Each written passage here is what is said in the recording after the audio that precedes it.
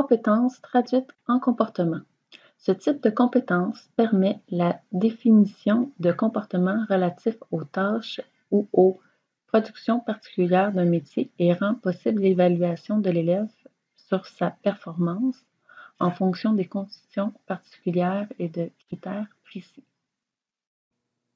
Une fiche d'évaluation d'une compétence de comportement se compose habituellement de 3 sections: identification du candidat, le verdict et les éléments d'observation. Pour établir le verdict, vous devez évaluer chacun des critères de performance choisis. Ils sont soulignés ici en jaune et leur attribuer la pondération ou 0. Dans le premier critère, nous retrouvons 6 éléments d'observation. Vous devez juger par oui ou non en cochant la case pour chacun. Dans cet exemple, nous avons une exigence de 5 éléments réussis sur 6. Si le candidat ou la candidate a plus de 5 oui pour ce critère, vous devez entourer le 10, sinon le 0.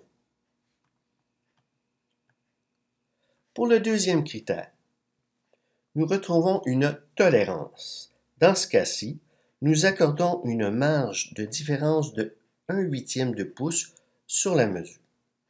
Si le candidat ou la candidate a oui aux 2 éléments d'observation pour ce critère, vous devez entourer le 20, sinon le 0.